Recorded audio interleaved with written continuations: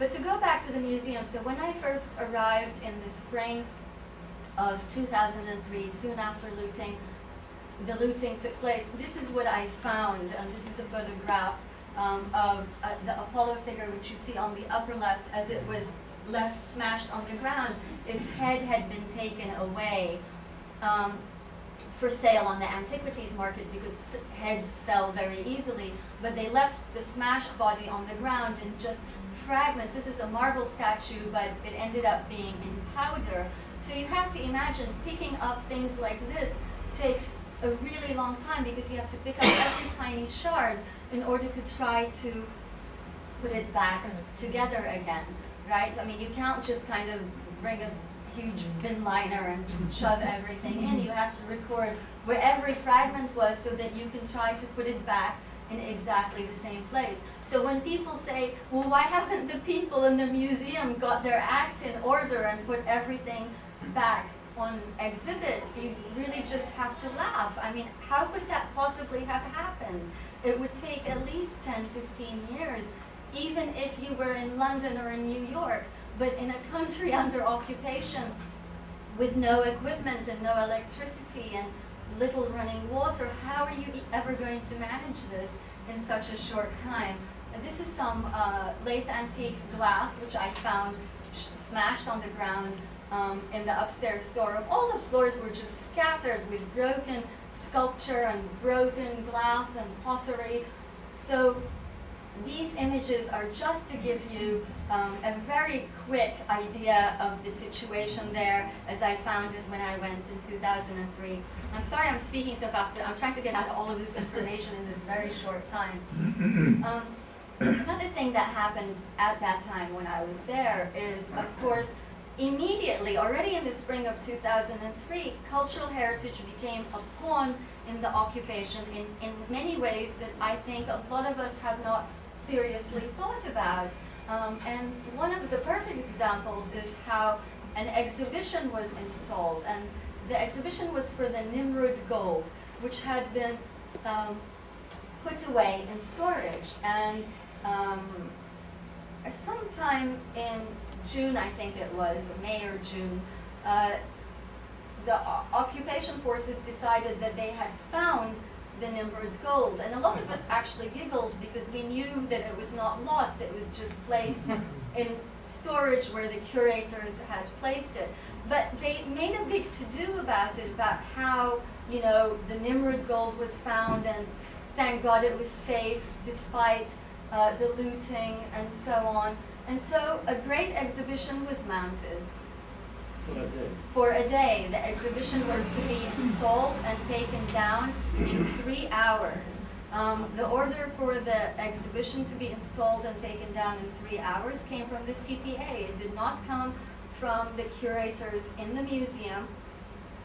All of us who were in the museum, who had any museum experience, and I've worked as a curator in the Metropolitan Museum of Art in New York for about 5 years, so I have a great deal of curatorial experience, and I can tell you that any curator in the world would really cringe at the idea of installing an exhibition in 3 hours, let alone also taking it down in 3 hours. It was considered completely irresponsible. But yeah, this is what they did, and the idea was this was actually safe. It was a photo opportunity. No, Iraqis were not invited, of course. CPA officials were invited to come and view it. Journalists were invited, but it was not really open to the general public. So to move on from the museum, you all know about the museum, but archaeological sites, as you may know, have been heavily looted across the country. There are more than 10,000 listed archaeological sites in Iraq, and many hundreds of them have been looted for artifacts to sell on the antiquities market. At places like the Assyrian city of Nimrud in the north of Iraq, carved relief panels similar to the ones that are in the British Museum were being hacked out of the wall. This is an image of Muzahim Hussein, who's an archaeologist in charge of the site of Nimrud, and he's pointing to the panel where a relief has been hacked away at the top to take away a winged sun disk, which is clearly a well thought out removal for somebody who wanted to collect such a beautiful piece of work. I'm sorry this didn't come out because I switched computers, but I'm now getting to the issue of Babylon. So we know about the looting of the museums and the libraries, and we know about the looting of the archaeological sites. But every time I speak about this topic, I find that actually very few people seem to be aware of the occupation of archaeological sites by the military, not just archaeological sites, but the occupation of cultural heritage sites as military bases. Babylon is one of them. This is an aerial view of Babylon.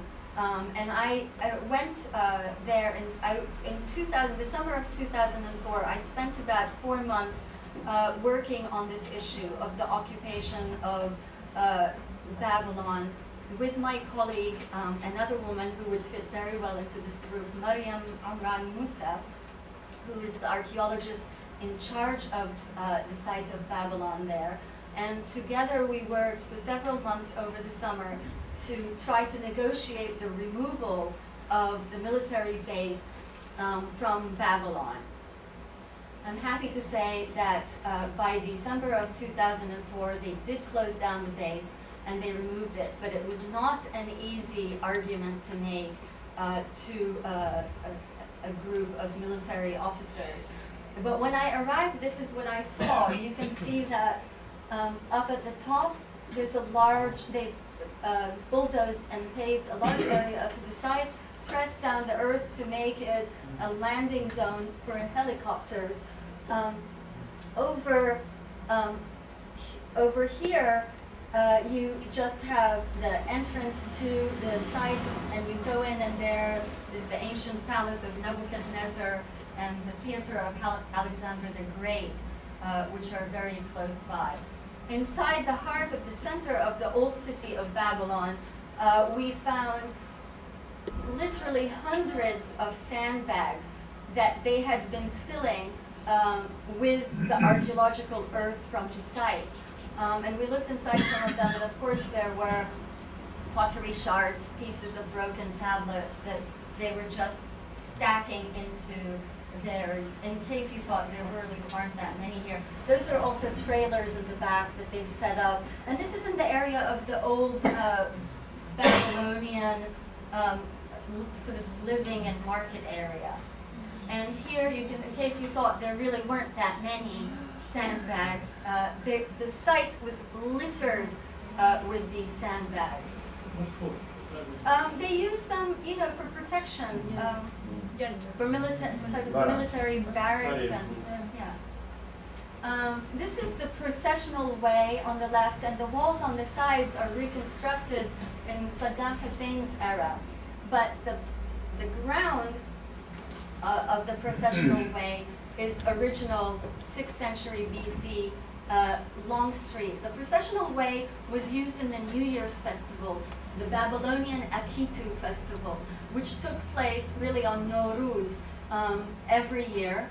And it was a very important Babylonian festival where they would take out the statues of the gods and bring them into the city, into the temples. And that's why Babylon is called Babel, Bab Ilum, the gate of the gods. The whole point of the city is that it was the gate of the gods, and the procession was really an important part of its identity.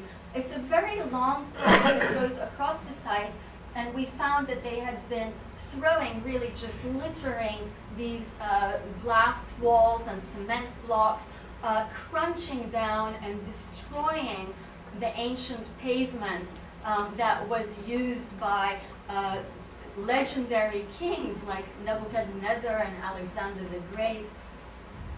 So this had been destroyed. One of the things that I found when I was there